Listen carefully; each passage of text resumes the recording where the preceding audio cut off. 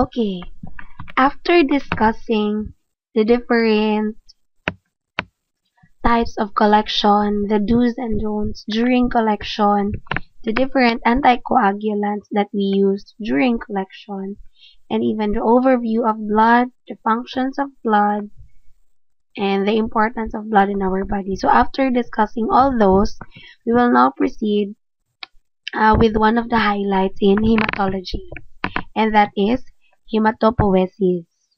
Okay, before we proceed, let us first define hematopoiesis. Isa-isahin natin. When we say hema, it means blood, and poiesis meaning formation.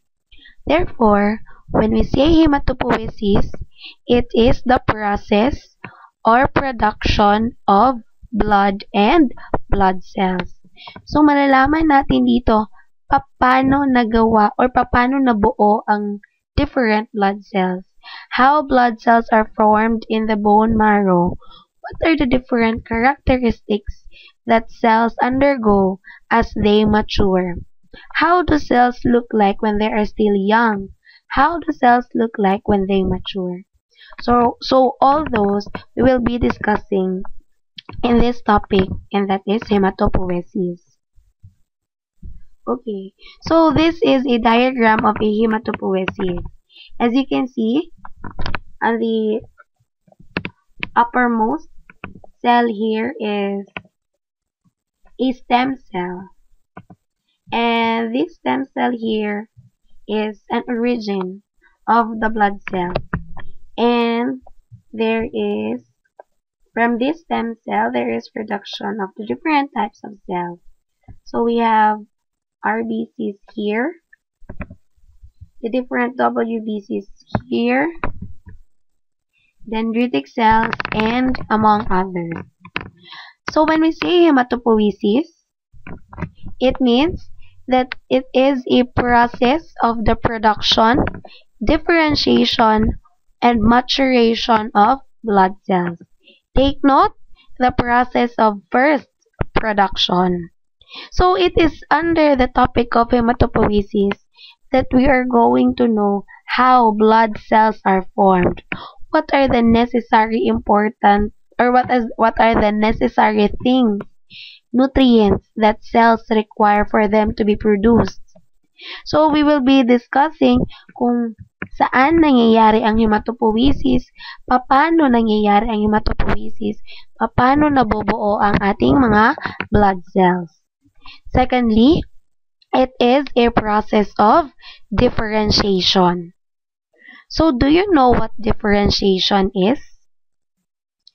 When we say differentiation, it is an action of our cells to commit to one type of cell lineage. Kasi when we say differentiation, yung ating iisang cell, pipili yan siya kung anong path ang kanyang iti-take. For example, here in the diagram, pag sinabi nating cells are differentiated, meaning the cells are already committed. But when we say that cells are undifferentiated, meaning the cells are not yet committed. So, ma'am, what do you mean by committed and uncommitted? Yun ba yun sa relationships? Siyempre, hindi. Iba din yun. When we say cells that are committed or uncommitted, ganito yun. I'll give you an analogy. Diba, all of us went to elementary. All of us went to college, to high school first, and then all of us went to college. During our elementary years, do we know or alam ba natin kung ano yung course na kukunin natin? Alam ba natin kung anong career ang iti-take natin when we graduate? Di ba wala pa? Hindi pa natin alam na magiging medtech tayo. Hindi natin alam kung magiging doctors ba tayo. So, we do not know yet. Therefore, we are still undifferentiated. We are still uncommitted. Kasi, hindi pa tayo nag-commit on what particular career will we take. When we reach high school, we are still undifferentiated. Hindi pa natin alam na magiging medtech pala talaga tayo. Akala natin nurse yung gugustuhin ay yung magiging tayo, pero only then to know, medtech pala. So during high school, we are still undifferentiated kasi we are not yet committed on what type of career should we take. And then when we reach college, that's the time that we become committed, that we become differentiated. Kasi some of our high school classmates went to Ateneo and they take up accountancy. Some of our classmates went to SPC and they take up nursing, while us, we go to UIC and we take up medtech. So that is when we say differentiation. When one particular cell type takes a specific part to become this type of cell. So yung parang pag-aaral lang natin. Elementary, wala pa tayong alam. Undifferentiated. High school, still, wala pang alam kung anong magiging career. Undifferentiated. Pero, nung tumuntong tayo ng college, that's the time that we become differentiated. So, iba-ibang paths na yung tinake natin. Yung iba nursing, iba medtech. So, that is when differentiation comes. That is when a particular cell becomes committed. Uncommitted, yung mga stem cells, for example. Kasi yung mga stem cells, hindi pa nila alam na magiging RBC sila. Hindi nila alam na magiging WBC sila. So, they are still uncommitted. They have not yet chosen a particular path kung anong magiging sila when they mature. But when a particular cell chooses the path of becoming an RBC, that is when differentiation occurs. That is when we can call ourselves committed. So, naintindihan? Okay. Hematopoiesis. There are several types of hematopoiesis. First is depending on the synchronization of the maturity of our nucleus and cytoplasm. And secondly, the location of the hematopoiesis. So the first category is synchronous or asynchronous. When we say synchronous or asynchronous, it depends on the synchronization of the maturity of the nucleus and the cytoplasm. Take note, ulitin ko. When we say synchronous or asynchronous, it depends on the synchronization of the development of the nucleus and the cytoplasm. Therefore, during the hematopoietic process, we are going to observe the characteristics of our nucleus and cytoplasm. So, kung aalamin natin kung anong age ng ating cell, kung young pa ba siya or mature na ba siya, all we have to do is just to observe the characteristics of the nucleus or the cytoplasm. Kasi there are changes that will occur kung bata pa or kung matanda na. So again, when we say synchronous or asynchronous, it pertains to the synchronization of the maturity or development of the nucleus or the cytoplasm. Kung sabay ba nag-mature ang nucleus tsaka cytoplasm or kung hindi ba sila sabay. Secondly, it is based on the location. Okay, in a normal adult, where does hematopoiesis occur? Saan? Okay, it is in the bone marrow. Therefore, when we say medullary or extramedullary, it pertains to the location, kung nasa loob ba ng bone marrow or nasa labas ng bone marrow. So, isa-isahin natin itong apat. When we say synchronous, this means that the nucleus and the cytoplasm develop together at the same rate. Therefore, sabay nag-mature si nucleus and si cytoplasm. Siyempre, iisang cell lang sila. So, dapat sabay mag-develop. Hindi pwedeng mauna si nucleus, hindi rin pwedeng mauna si cytoplasm. Dapat sabay. And when they mature together, sabay silang nag-mature, we call it as synchronous. Asynchronous naman. What do we mean by that? Of course, it is just the opposite of the synchronous. When we say asynchronous, the development of the nucleus and the cytoplasm is not synchronized. So, meaning, hindi sila sabay. Pwedeng nauna si nucleus, nahuli si cytoplasm. Or, pwedeng nauna si cytoplasm, pag mature, nahuli si nucleus. And remember, asynchronous hematopoiesis indicates a diseased state. Ulit, asynchronous hematopoiesis indicates a diseased state. Therefore, it is pathologic.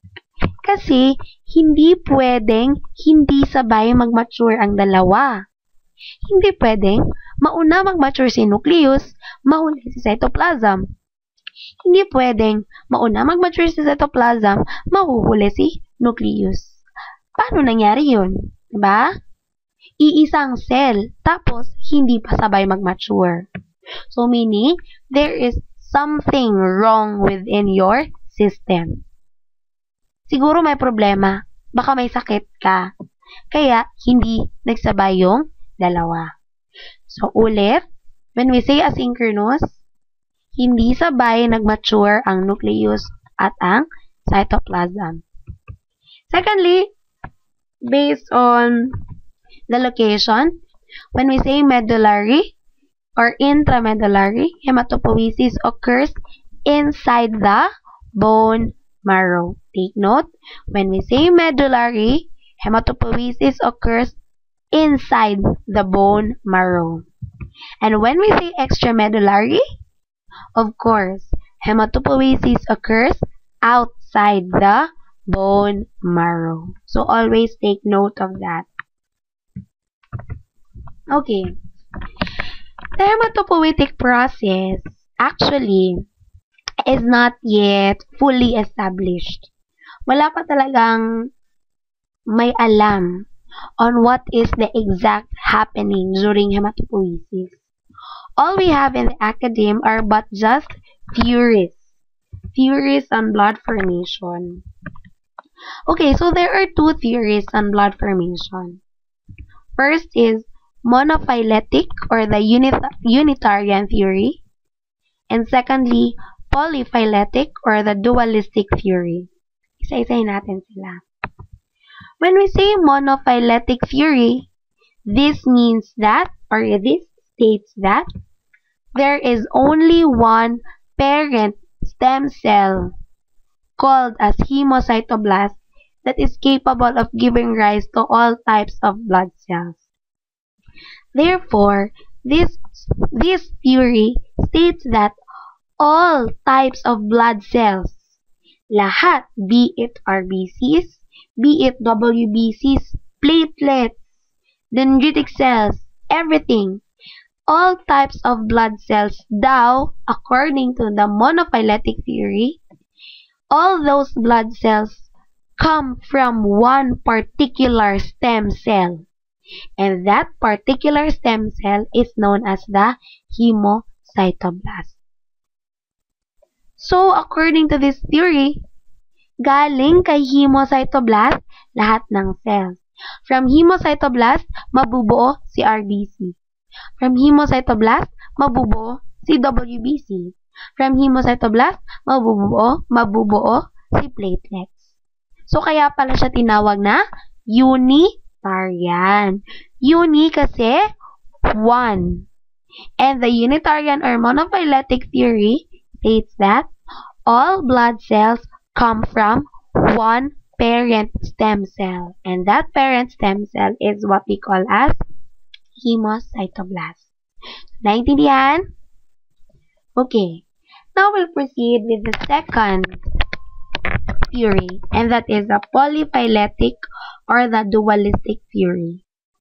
This polyphyletic theory states that blood cells arise from several precursors, and these precursors are the myeloid and the lymphoid parent cells. Kung kanina sa monophyletic or unitarian theory, blood cells come from one parent cell. The polyphyletic theory naman states that blood cells come from either myeloid or lymphoid stem cells. So dito daw galing yung mga blood cells, myeloid and lymphoid cells. Okay. Now I'm gonna show you a diagram of the hematopoietic process. So dito, we have two stem cells, the myeloid and the lymphoid stem cells.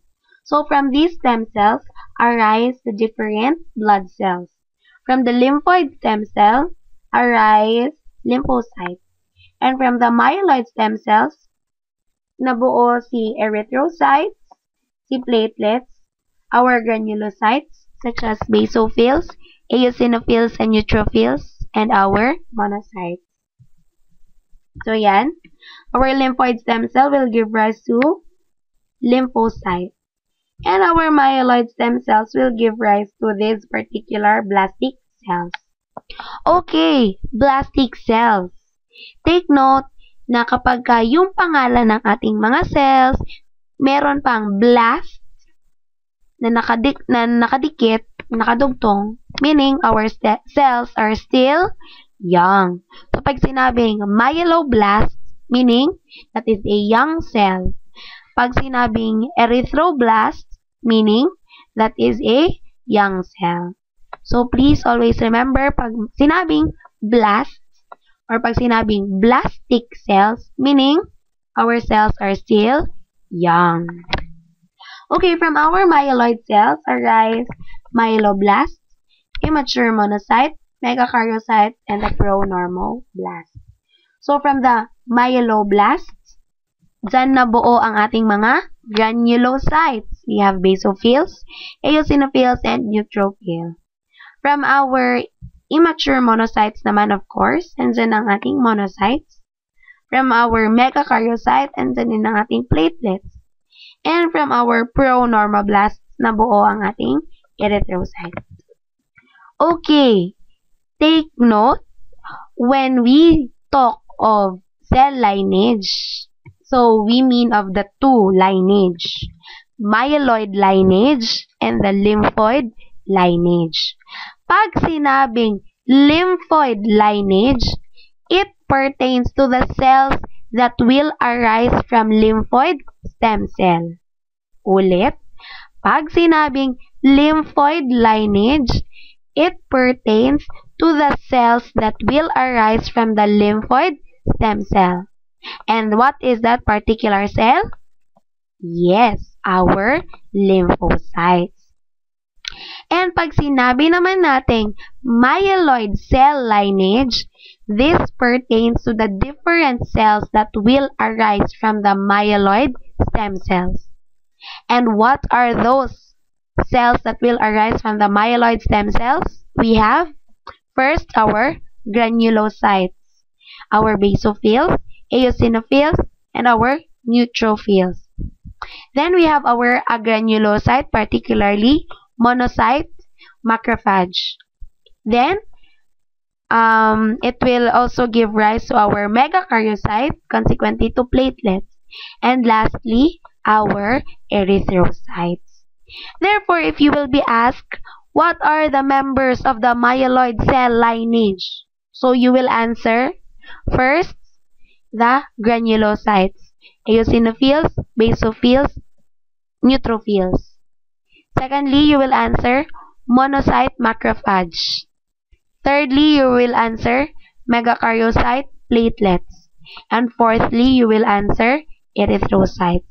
So these four are the members of our myeloid cell lineage.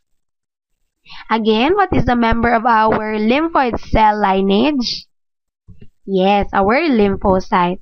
And our myeloid cell lineage, again, sino-sino ang members?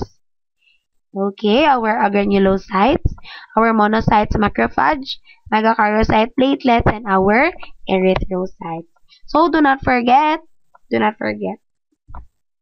Okay, so eto sila. Here is a table of culture-derived stem cells. Syempre, our scientists study hematopoietic process in vitro. So, kukuha sila ng mga hematopoietic stem cells, tapos ikukulture nila, pararamihin, and then i-observe as they mature. So, as they have their experiment, they discover a lot of CFU. So, ano itong tinatawag nilang CFU? The CFU here stands for colony forming units. So, colony-forming units, these are units of cells that are produced in vitro when cells are cultured. So, these different types of colony-forming units are also used to name the different stem cells during the hematopoietic process. And the different CFUs will give rise to particular cells. So, for example, the CFU-GEMM, it will give rise to granulocyte, erythrocyte, megakaryocyte, monocyte. The CFU-E will give rise to erythrocyte. The CFU-MEG to megakaryocyte. So on and so forth. So, hindi tayo mahihirapan mag-identify nito kung what type of cells will they give rise to. Kasi, yung cells which they will give rise to, andyan lang din sa name nila. Tulad ng, yan, CFU baso, it will give rise to, of course, from the name itself, basophil. So, CFU pre-T, of course, it will give rise to T lymphocytes. So, yan ang ating mga culture-derived stem cells, our different CFUs. Okay. The hematopoietic process, syempre, it occurs while we are still young, diba? Syempre, nung nasa tiyan pa tayo ni mommy, hematopoiesis already occurred. Until now that we become adults, still, hematopoiesis occurs. So, there are different stages of hematopoiesis. From kung saan sila nag-start, until now that we reach adult. So, there are three. We have first, the mesoblastic period. Secondly, the hepatic splenic period. And thirdly, the medullary period. So, these periods differ on the locations which hematopoiesis occurs. And each period also, these periods also differ in terms of age of when they occur. So, isa-isahin natin yan sila. So, again, we have three. First is the mesoblastic phase or mesoblastic period. The mesoblastic period occurs during embryonic development. Therefore, nung embryo pa lang tayo, nasa tiyan pa tayo ni mommy, hematopoiesis occurs. Specifically, mesoblastic period occurs 19 days after fertilization. Take note, mesoblastic period occurs 19 days after fertilization. So, 19 days after fertilization, hematopoiesis already occurs as early as 19 days after fertilization. Have you ever wondered kung bakit napakaaga ng hematopoietic process? Diba imagine, bakit nauna ang hematopoietic process before formation of the head?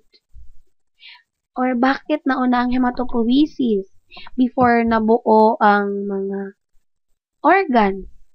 Bakit nauna kaya ang hematopoiesis? Bakit kaya?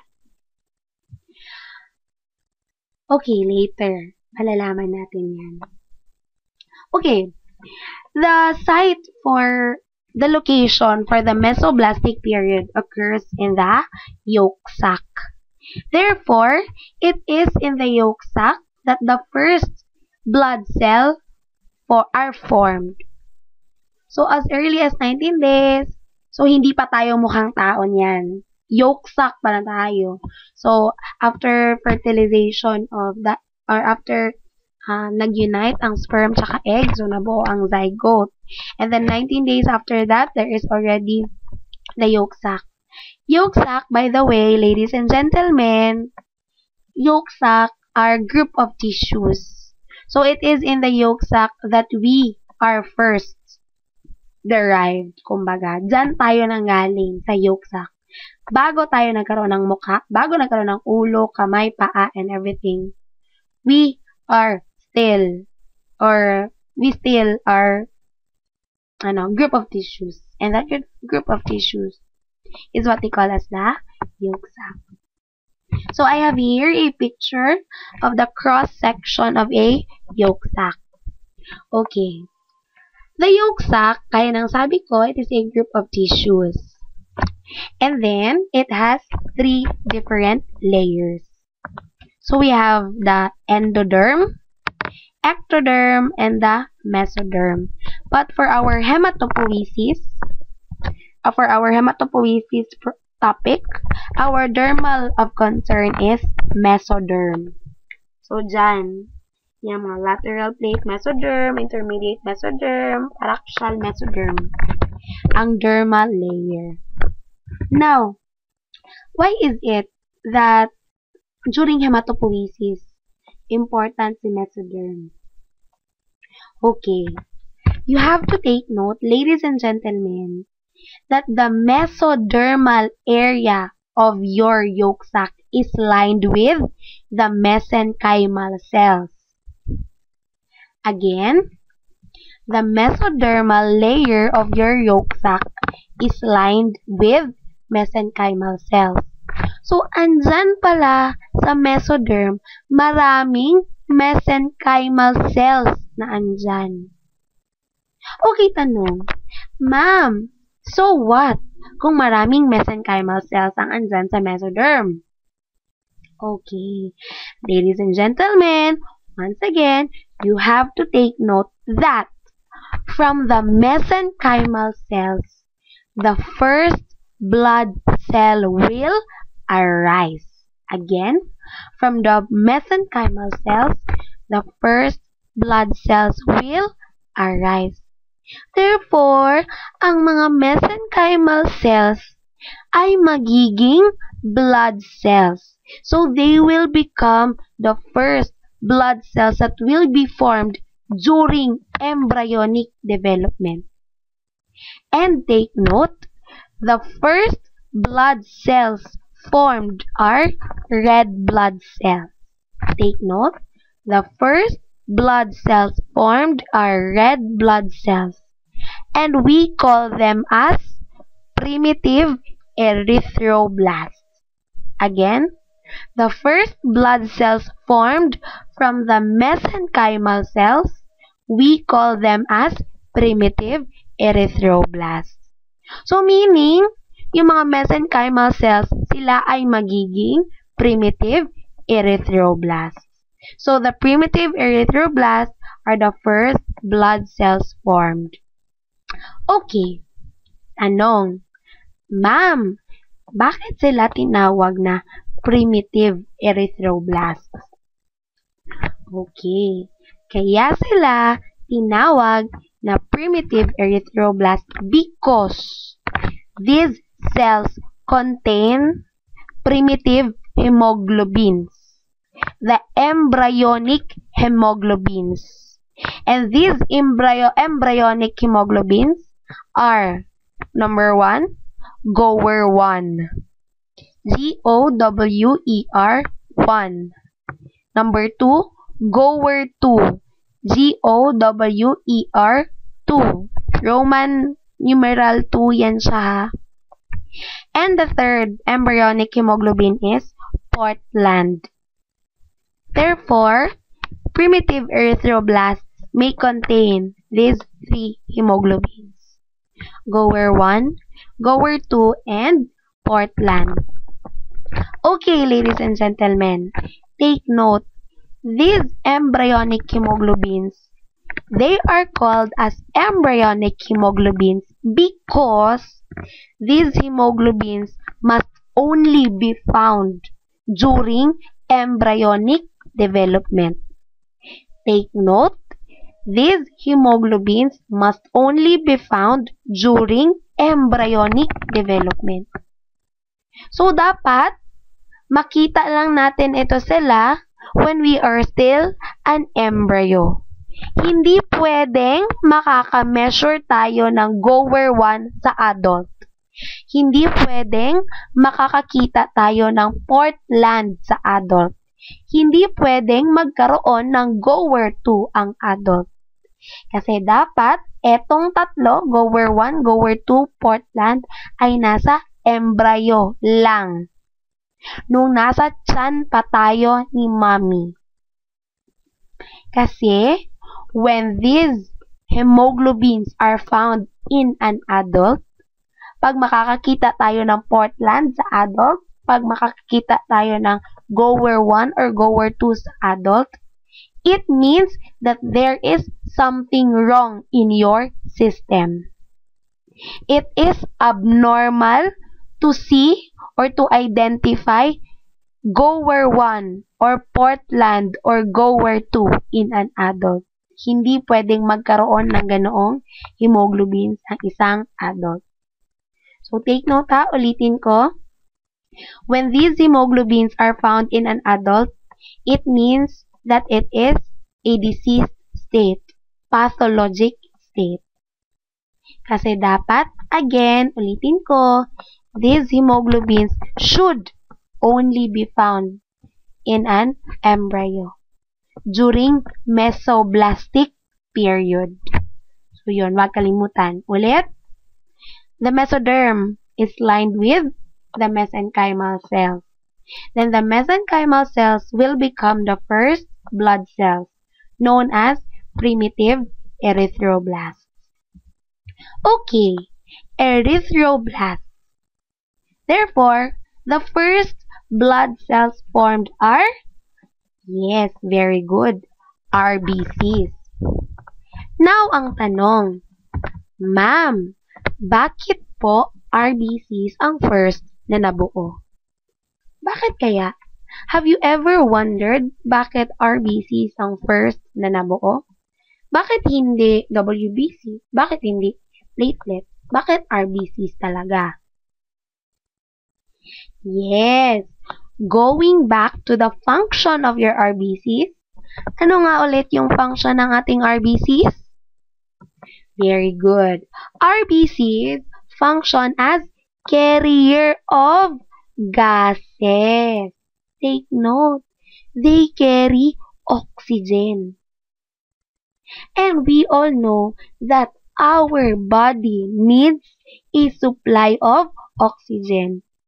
An individual cannot survive without oxygen. So therefore, kaya pala RBCs ang una na buo, that is because to provide oxygen. Kasi in order for our system to develop tissues, to develop into organs, there must be an adequate supply of oxygen. So without oxygen, further development will not occur. So kaya pala nauna ang red blood cells. That is to provide oxygen to the developing tissues. So yun, do not forget. Okay, if the mesenchymal cells will become the first blood cells, saan naman nanggaling yung mga blood vessels, di ba? Siyempre, kung may blood cells, dapat meron ding blood vessels. Our blood vessels come from angioblasts. A-N-G-I-O-B-L-A-S-T. So, from our angioblasts, the different blood vessels are formed. So, do not forget, mesenchymal cells to primitive erythroblasts. the first blood cells. Angioblasts will become the first blood vessel. Okay.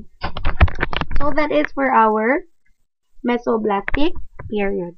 So again, mesoblastic period occurs during embryonic development. And do not forget, the location of mesoblastic period is in, very good, the yolk sac. So do not forget, it is in the yolk sac. Now secondly, hepatic splenic period. Now bakit siya dalawa? Hepatic splenic period. So from the terms hepatic splenic, of course, our location is in the liver and the spleen. So first is the hepatic period. The hepatic period occurs during 4 to 5 gestational weeks. So that is about second month of life. So as early as 2 months, nung 2 months tayo sa nung 2 months tayo sa tiyan ni mommy, we already have a liver. So, may liver na tayo as early as 2 months. And of course, the location of hepatic period, from the name hepatic, of course, it is in the liver. And take note, activity peaks at 3rd month of development. So, the hepatic period will start during 2nd month and it will peak its activity by 3rd month. So, in the mesoblastic period, the yolk sac is the location of our hematopoiesis. Pero nung nag 2 months na tayo, liver already assumes the function. So, it is already in the liver that hematopoiesis occurs. Okay. Take note, hematopoiesis is intravascular. Okay, ganito. Kasi we have discovered there is a conflict in the information. Etong information na hematopoiesis is intravascular, this comes from Stininger. But according to Rodak, hematopoiesis is, during hepatic period, is extravascular. So, I guess,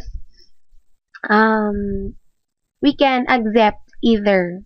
Information. Pero I guess, Rodak is the more reliable source kasi Stininger is already luma. Okay, but this presentation of mine kasi is galing kay Stininger. Kaya intravascular pa ito. It was late na namin kasi na-discover na Rodak pala says extravascular. So, yun. But please do take note, according to Rodak, hepatic period hematopoiesis is extravascular. But according to Stininger, hematopoiesis in hepatic period is intravascular rather. Okay. During the hepatic period, of course, active ang hematopoiesis, right? So, the main activity or primary activity of our liver is erythropoiesis. And minor lang ang leukopoiesis or production of our WBCs. Okay! Take note, ladies and gentlemen, major or primary activity of our liver is erythropoiesis, production of RBCs. Does this ring a bell? You may have asked, bitaw ma'am no, ngano kaya active in terms of RBC production? Bakit kaya? Bakit kaya binibilisan ang pag-produce ng RBCs? Yes, once again, going back to the function of our RBCs, that is to provide oxygen supply to the developing tissues. So, dapat maraming RBCs. Bakit maraming RBCs? Para maraming oxygen ang ma-deliver sa tissues. Bakit kailangan ng maraming oxygen? Yes, kasi there are developing tissues. So, kaya pala binibilisan ang erythropoietic process. Kaya pala dinadamihan ang paggawa ng RBC. Okay. The next period is the splenic period. Okay, ladies and gentlemen, take note that the splenic period also starts on the second month. So, sabay sila ni liver. So, by the time that we reach 2 months, our liver and our spleen assume the function of hematopoiesis. So, there is already hematopoiesis in the liver and the spleen. But please do take note na although magkasabay ito silang dalawa, during the hepatic splenic period, it is the liver that is our major organ of erythropoiesis. Again, during the hepatic splenic period, the liver is our major organ of hematopoiesis. So, mas maraming hematopoietic activity si liver kesa kay spleen. Of course, during the splenic period, where is the site? Okay, malamang from the name itself, of course, the spleen. So, during the splenic period, our spleen is involved in, first, erythropoiesis. So, erythropoiesis in the spleen will occur up to 5 months. So, until nag 5 months tayo, so from 2 months, 3 months, 4 months, 5 months tayo, si spleen, active pa rin in terms of erythropoiesis. Myelopoiesis naman, 2 months up to 5 months also, kasabay ng erythropoiesis. Lymphopoiesis will start during 4th month of life. Take note, lymphopoiesis will start on the 4th month and monopoiesis will start on the 5th month. So, take note ha, lymphopoiesis, 4th month. Monopoiesis, 5th month. So, during this period, our spleen is very active in terms of hematopoiesis.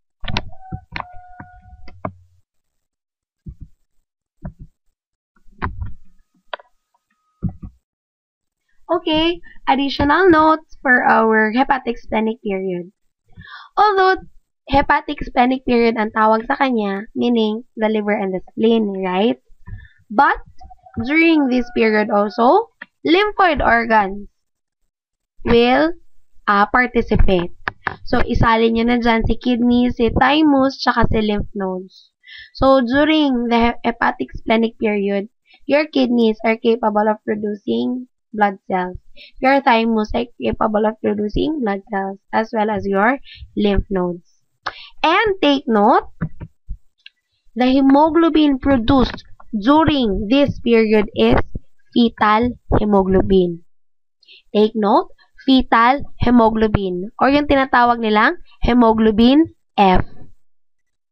So, once again, ulitin ko lang, during mesoblastic period, the hemoglobins produced are, yes, goer 1, goer 2, Portland, embryonic hemoglobin. But, during hepatic splenic period, the hemoglobin produced is hemoglobin F or yung tinatawag nilang fetal hemoglobin. So, do not forget that it is at this time that fetal hemoglobin is produced and we can no longer identify the embryonic hemoglobins. Okay, the last period of hematopoiesis is the medullary period. The medullary period will start during 5th month of development. So, nung 5 months tayo sa tiyan ni Mommy, our bone marrow already assumes the function. So, the site, of course, is the bone marrow, particularly in the medulla. So, take note, particularly in the medulla. And by the end of the 6th month, the bone marrow becomes the primary site of hematopoiesis. Ulit, by the end of 6th month, bone marrow already becomes a primary site of hematopoiesis. Okay, baka nalito kayo. Diba hepatic splenic period, the liver and the spleen will produce blood cells. By the time that we reach 5 months or 6 months, our bone marrow already participates in the hematopoietic process. Now question, gumagawa pa rin ba si liver and si spleen ng blood cells during medullary period? Yes, gumagawa pa rin sila. So, even na medullary period na siya, still our liver and our spleen participates during hematopoiesis. But, you should always remember that during the medullary period, the bone marrow is the primary and the major site of hematopoiesis. So, doon sa liver tsaka spleen, konting production na lang. Kasi most of the production occurs in the bone marrow. Do not forget, medullary period, site is at the bone marrow. So, here is a table of the different sites kung saan natin makikita ang ating bone marrow. So, sa child, and the flat bones and long bones. So, long bones, such as your femur, your humerus, dyan. But in the adult, flat bones na lang, tsaka proximal ends of the long bones. So, yung mga nasa dulo ng long bones. But basically, sa flat bones. Take note, when we are still young, okay ha? Makinig talaga kayo kasi medyo mahirap ito na walang visualization. When we are still younger, mga baby pa tayo, toddler years, yan, our bone marrow is filled with red marrow. Take note, by the time na we are still younger, our bone marrow is filled with red marrow. So, therefore, very active ang ating hematopoiesis. By the way, hematopoiesis occurs in the red marrow. Huwag kalimutan na, in particular, hematopoiesis occurs in the red marrow. So, when we are still young, our bones are filled with red marrow.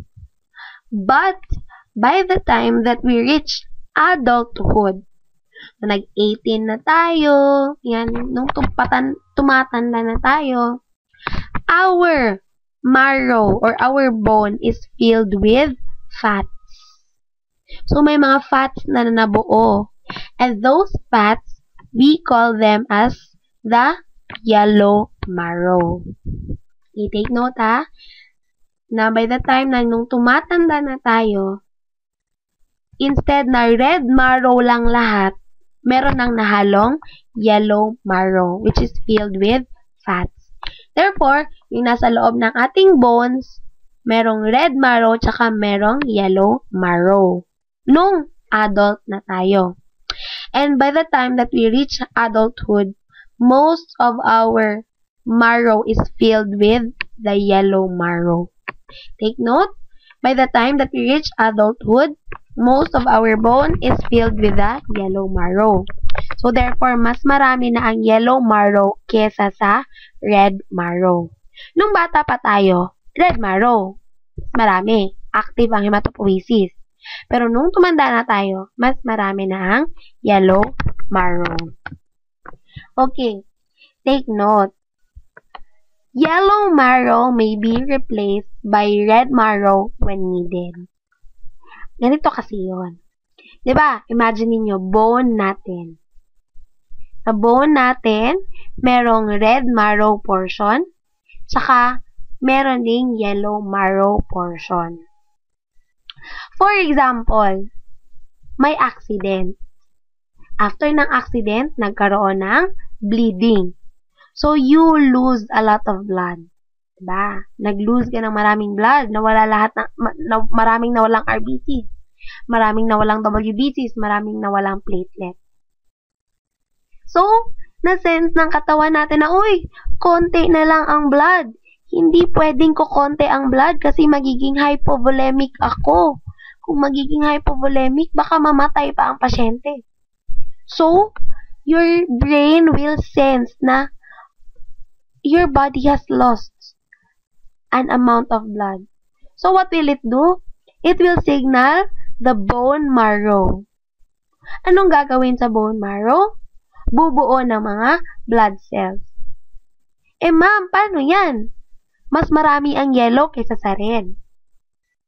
Well, that's the time that your yellow marrow will be converted to red marrow. So, magiging red marrow ang mga yellow marrow.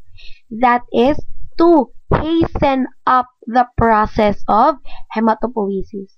Para mabilis ang hematopoiesis. Para mas maraming red blood cells ang mabuo. Mas maraming white blood cells ang mabuo. Mas maraming platelets ang mabuo.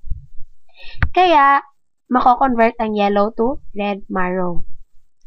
But, by the time that your body has already been stabilized, nung nag-normalize ka na, bumalik na sa normal state ang katawan mo, na balance na, wala ka na nag-bleed, enough na ang volume ng blood mo, that's the time that your red marrow will be converted again back to yellow marrow. So that is how magnificent your body is. Whenever there is a need to produce blood cells, it will convert yellow to red marrow. But by the time that your body will normalize, the converted yellow marrow, yung na-convert na mga red marrow will go back to being yellow marrow. So, ganun yun. Ganun yung katawan natin. Diba? Amazing si Lord. Kasi, He designed our body na it is capable of responding when there is a need.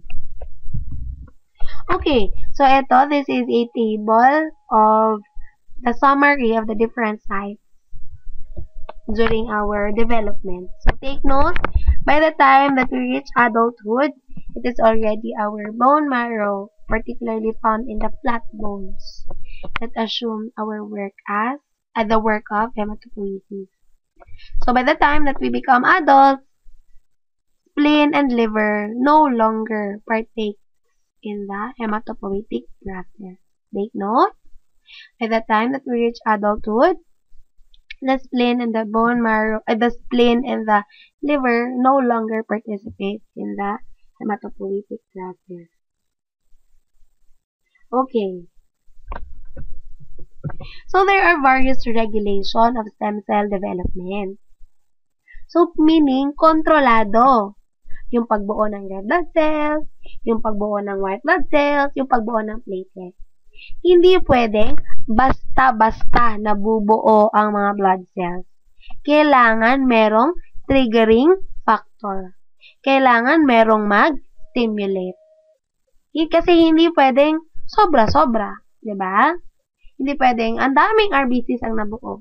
Hindi rin pwedeng ang daming WBCs ang nabuo. So, kailangan tamang-tama lang. So, here are the various regulations. Okay. For erythropoiesis, what is the hormone responsible for production of red blood cells? Ano yun? Okay, it is our erythropoietin. So, basically, erythropoiesis pala is influenced by erythropoietin. Now, ang tanong, where does erythropoietin produce?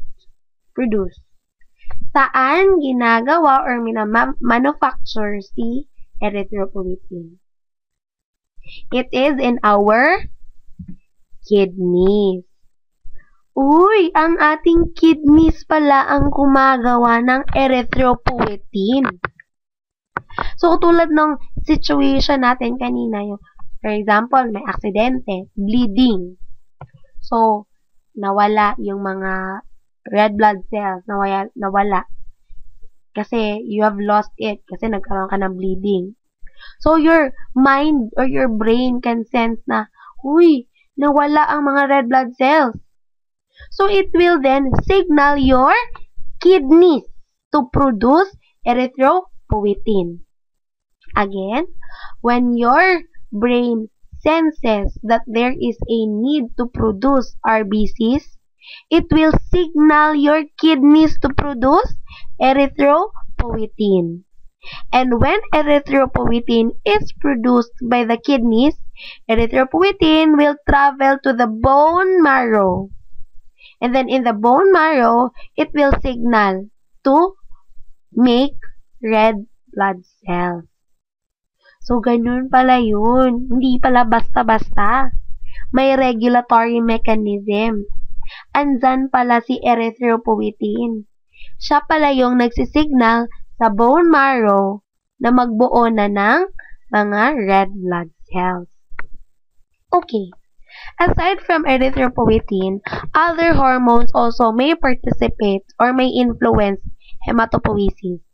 Example, testosterone and thyroid hormones.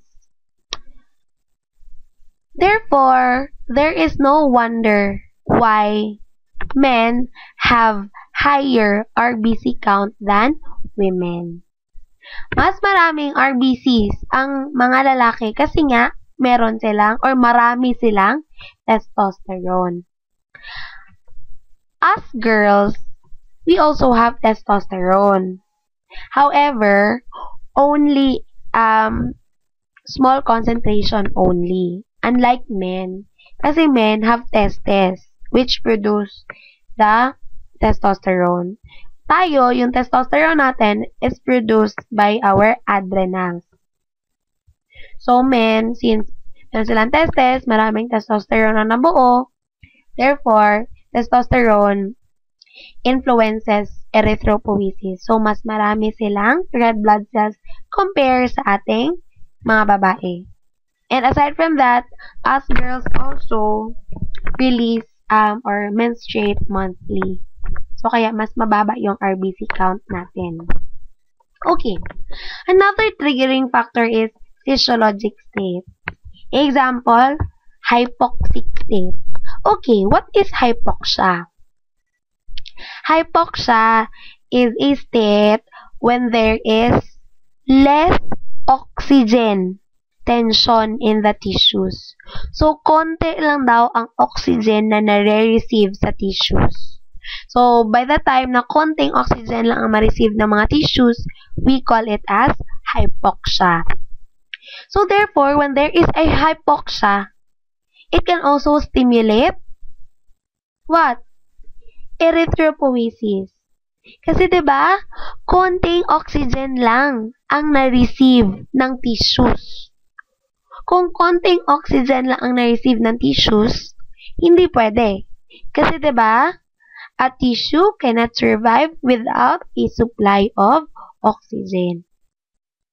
So, dapat maraming red blood cells. Diba?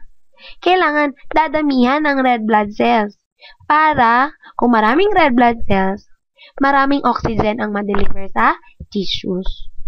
So, when your body experiences hypoxia, your brain will sense it. And then your brain, once again, will signal your kidneys to produce erythropoietin.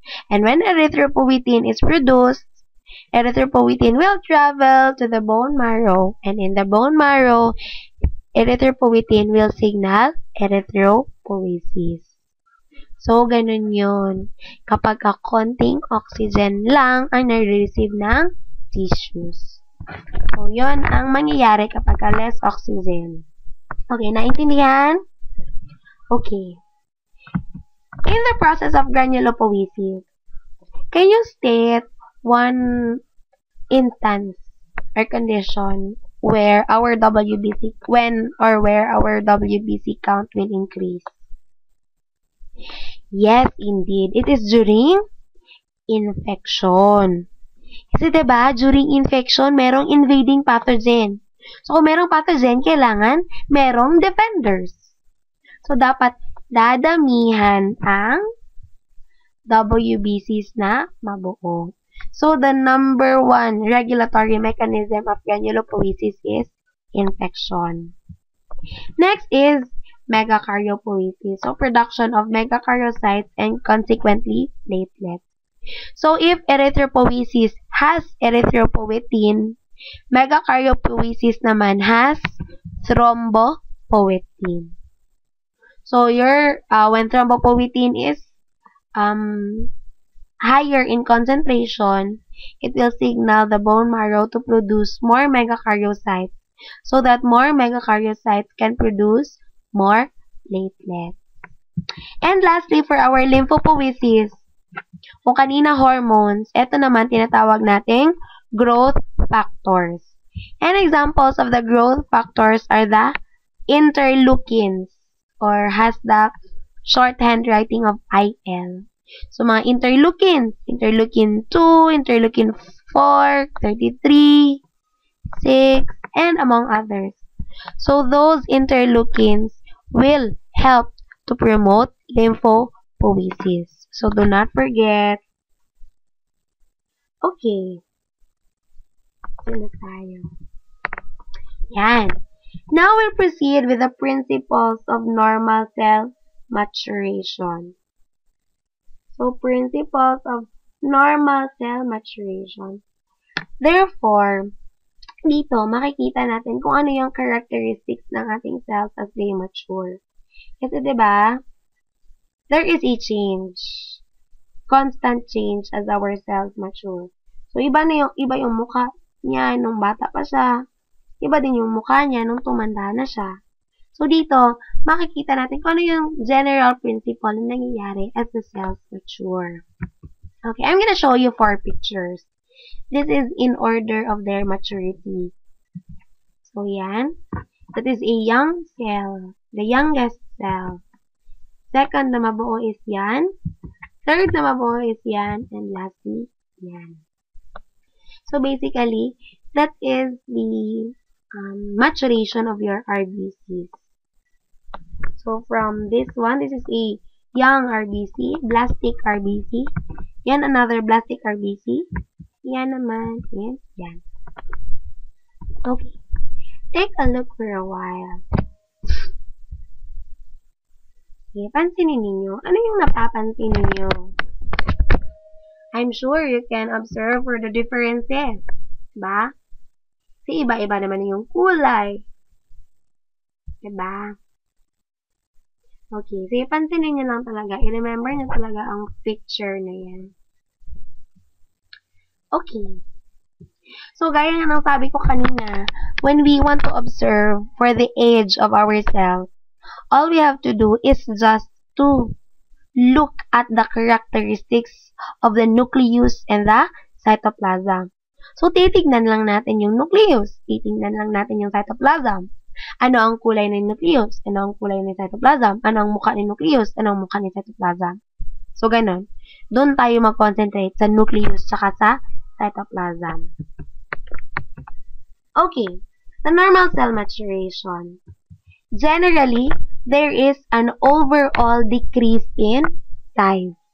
Take note, overall decrease in size. So, generally, as our cells mature, they become smaller in size. So, yan. Balikan natin yung picture. Diba? From this one, malaking cell. Ng paliit, ng paliit, ng paliit. So, generally, cells in our body will decrease its size as it matures. So, liliit sila as they mature. Nung tatanda na sila, liliit talaga sila. But with few exemptions. Kasi hindi naman lahat ng cells ng ating katawan lumiliit pag nagmamature. Sige daw. You give me one particular cell that will become bigger as it matures. Sige, isip. Okay, it is our megakaryocyte. So, yung ating megakaryocyte, while nagmamature ang megakaryocyte, lalaki yan sila. But as for our WBCs, as for our RBCs, and as for our our other cells, liliit sila. But for our megakaryocytes, lalaki yan sila. So do not forget, generally, in our body, cells will decrease in size, but not for megakaryocytes. Secondly, overall decrease in the ratio of the nucleus and to cytoplasm. So, itong NC ratio, ito yung comparison ng nucleus tsaka ng cytoplasm. So, while younger daw ang cells, malaki ang NC ratio. And while mature, and nung tumanda na yung cells, lumiit yung NC ratio, the ratio of the nucleus to the cytoplasm. Now, question, ma'am, paano naging malaki ang NC ratio nung bata pa? Tapos, nung tumanda na, lumiit ang NC ratio. Well, basically, you have to owe this to the sizes of your nucleus and the cytoplasm. Kasi, diba, nung bata pa, malaki ang nucleus. Malaki ang nucleus, syempre, maliit ang cytoplasm. Kasi most of the nucleus will occupy the cytoplasm. So, kaya, malaki ang NC ratio. Kasi, mathematics, that is the same as saying, size of the nucleus divided by the size of the cytoplasm. So, since malaki ang nucleus, so, mas malaki ang NC ratio. But, nung tumanda na ang cell, lumiit ang nucleus, lumaki ang cytoplasm. So, kung i-mathematics natin, nucleus over cytoplasm, so, syempre, liliit talaga ang NC ratio. So, do not confuse yourselves with the, tawag doon, mathematics thingy. Basta, you have to remember that younger cells tend to have bigger or higher NC ratio. And mature cells tend to have lesser NC ratio. Okay. Diba sabi ko kanina that whenever we want to observe for the age or the maturity of our cells, all we have to do is just to observe the characteristics of the nucleus and the cytoplasm. Kasi, dyan natin ibibase kung anong edad na ng ating cell. Okay. The first criteria, of course, the nuclear changes. So, titingnan natin kung ano yung mga changes na nangyayari sa nucleus and the different structures inside the nucleus.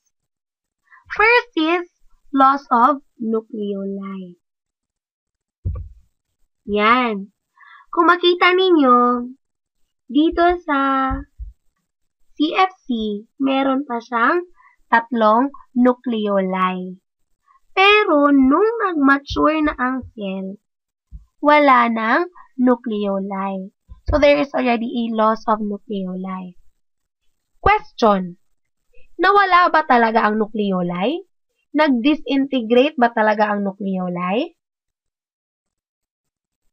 Hindi.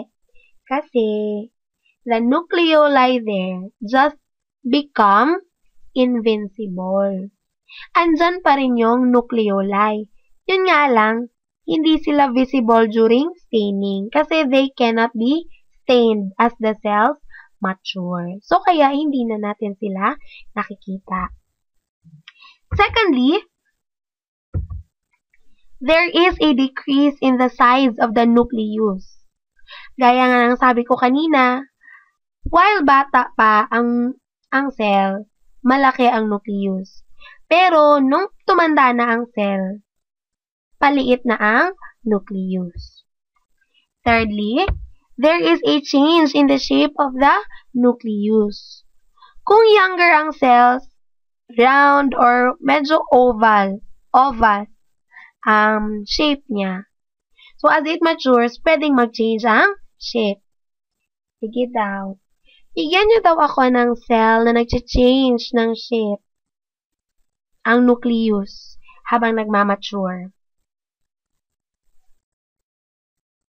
Yes, indeed, our granulocytes. 'Di ba? Yung ating mga basophils, nung bata pa, round ang color, rounded. Pero nung tumanda na, nagkaroon ng, very good, lobulation. So as the cells mature, they change the shape of the nucleus. There may be an increase in the lobulation of the nucleus.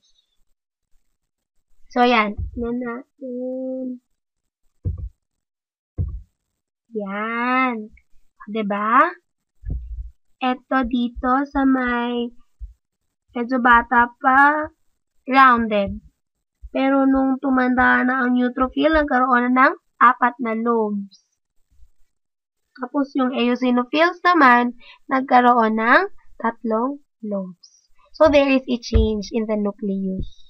There is a change in the shape of the nucleus. Okay. Another change is the condensation of the chromatin. Take note. Okay, take note. The condensation of the chromatin is the most reliable criterion in determining the age of your cell. So if you really want to know the age of your cell, all you have to do is just to observe the chromatin pattern. Kung ano yung mukha ng chromatin. Kung ano yung color ng chromatin. Ganun, dun kayo titingin. Bakit pala, ma'am? Ano pala yung mukha ng chromatin kapag kabata pa? Ano din pala yung mukha ng chromatin pag tumanda na? Okay, take note. Younger cells tend to have chromatin that are lacy, fine, delicate, and linear. So, ganun yung characteristics ng chromatin strands while cells are younger. So, yan. Yan nyo. And when cells, yan. Eto, tingnan nyo yung pro-erythroblast. Diba? Kasi, while younger pa ang cells, yun nga, chromatin strands are fine. Very fine. Kaya nga kung mapansin ninyo, yung nucleus ng pro-erythroblast, light ang staining reaction, diba? Kung i-compare ninyo kay basophilic erythroblast, sino ba ang darker ang staining reaction sa nucleus? Siyempre, ang basophilic erythroblast. Kasi, si pro-erythroblast, yung kanyang chromatin, very fine, very delicate, very light-colored or light-stained. Kaya siya light-stained kasi nga, very fine, very delicate. So, parang maninipis. Kaya hindi siya clear. Now, what happens naman when the cells mature? When the cells mature, that's the time that the chromatin strands clumped together. So, magbubuo-buo yan sila together. Pagka-clump sila, they will aggregate. They will condense. Kung kanina sa younger cells, very fine, very delicate, very lacy. Nung tumanda na ang cells, the chromatin strands clumped together, condenses together. Kaya pala, kung mapansin natin dyan, diba? Kung i-compare natin sa pro-erythroblast, these cells have darker nucleus. Bakit darker ang nucleus? Kasi, on these cells, nag-clump na ang chromatin strands. Sa pro-erythroblast, may clumping na ba ng chromatin strands? Wala pa. Kaya very fine ang staining reaction. But, as for the cells highlighted, itong ating polychromatophilic tsaka orthochromic erythroblast, yan, nagkaroon ng darker nuclear staining reaction. And that is because of the clumping of your chromatin strand. So do not forget, younger cells tend to have fine or delicate or light staining reaction of the chromatin strands. And mature cells tend to have clumped or condensed chromatin strands. Okay, another nuclear change is possible extrusion of the nucleus. Okay, can you give me one cell that has no nucleus as it matures? Yes, very well indeed, our RBCs. So basically, nung younger pa ang ating RBCs, meron yan siyang nucleus. But as it becomes mature, nawala na ang nucleus. Ayan, a picture na malapit nang lumabas ang nucleus. But remember ha, extrusion of nucleus is not true to all cells. Si RBCs, yan siya, nawawalan talaga ng nucleus pag tumanda na. Okay, after the nuclear changes, papansinin naman natin yung different cytoplasmic changes. So, ano yung mga nakikita natin or na-observe natin sa cytoplasm rather as a cell matures? So, basically, there is decrease in basophilia. Okay, ladies and gentlemen, may I ask, what do you mean by basophilia?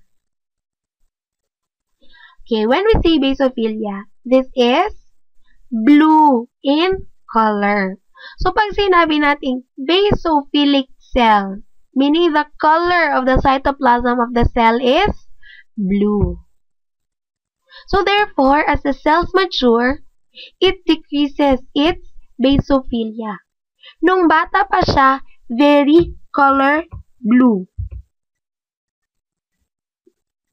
Pero, nung tumanda na siya, less ang pagiging color blue. Yan. Proerythroblast, younger cell. Basophilic, more color blue. Mature cells, anong kulay? Siyempre, depende sa kung anong magiging type ng cell. Kasi kung RBC yan siya, the cytoplasm will become color red, light pink, or light red, pink. Pero kung eosinophil yan siya, it is orange to red. Kung basophil yan siya, diba? Iba-iba ang kulay. So, it depends on the type of cell that it will become. But basically, you have to know that younger cells tend to have a bluer color of the cytoplasm. And mature cells, hindi na siya blue ang color. Except na lang kung merong granules, such as your basophil. Okay, question. Bakit color blue ang younger cells? Bakit ang mature cells hindi na color blue? Okay, ladies and gentlemen, the basophilia of the cytoplasm is due to the concentration of your RNA. Ulit, the basophilia of your cytoplasm depends on the concentration of your RNA. Mas maraming RNA, mas color blue. Konting RNA, konti lang din ang color blue. Therefore, younger cells tend to have higher concentration of RNA. Kaya pala, mas blue ang younger cells kasi mas marami ang kanilang RNA. Mature cells naman, less color blue or not blue at all because yung concentration ng RNA mababa or undetectable anymore. Now, question again. Bakit kaya mas maraming RNA sa younger cells as compared to your mature cells? Well, you have to know, ladies and gentlemen, younger cells pa yan. Bata pa. Para saan pala yung RNA? Diba, protein synthesis? Then, protein synthesis will consequently be formed into different structures of the cell. So, kaya mas maraming RNA kasi RNA is needed for synthesis of the various parts, organelles of our cells. So, kaya mas maraming RNA kasi mas maraming active pa. Mas maraming binubuo ang ating cells inside it. Pero nung nag-mature pa, wala na. Tapos na yung work eh. Kaya, kukonti na lang ang RNA. So, do not forget, younger cells tend to have bluer color and mature cells tend to have a less blue color or not blue at all. Okay, another. Increase in the proportion of the cytoplasm. Ito yung sabi ko sa inyo. Ang nucleus, pag bata pa, malaki. Pero nung tumanda na ang cell, lumiit. Ang cytoplasm naman, nung bata pa, maliit. Pero nung tumanda na, lumaki. So, bakit lumaki? Kasi yung nucleus lumiit. So, relatively, lalaki ang space ng cytoplasm kasi nga, lumiit ang nucleus. Yan, tingnan nyo. Diba? The first cell, konti lang ang nucleus. Konti lang ang cytoplasm. Pero, nung yung third picture, mas malaki na ang cytoplasm as compared to those of the younger cells. Okay. Lastly, presence of cytoplasmic granules. Take note, your RBCs are agranular, meaning they do not have granules. Give me one particular type of cells that is granular. Of course, it is our granulocyte. So, example yan ng ating eosinophil. So, as the cells mature, kung mapansin ninyo, nung myeloblast pa lang ang cell, wala pang granules. Nung promyelocyte na, yan, meron ng granules, pero konti pa. Nung nag-early myelocyte, yan, medyo dumami na ang granules. Pero nung nag-mature na ang eosinophil, ayan, ang dami na ng granules. And take note, for our WBCs, the color of the cytoplasm depends on the color of the granules. For our eosinophils, the color of the cytoplasm is red to orange. Bakit red to orange? Kasi ang granules ng ating eosinophil ay also reddish to orange. So, ganyan. The color of your cytoplasm will depend on the color of the granules. As for granulated cells, nung bata pa sila, walang granules. Pero nung tumanda na, dumami na ang granules. So, basically, ladies and gentlemen, those are the different changes that will occur on the nucleus and the cytoplasm of our cells. So, please do not forget these principles because as we tackle erythropoiesis and granulopoiesis, you will observe the different, You'll observe the different changes that will occur on the cells as they mature. So, do not forget, particularly the hematopoietic process, the 3 periods, the different locations, and the different periods. So, do not forget. Thank you so much for listening. I hope that you learned something. If you have questions, please do raise it to me when we resume our class. Thank you.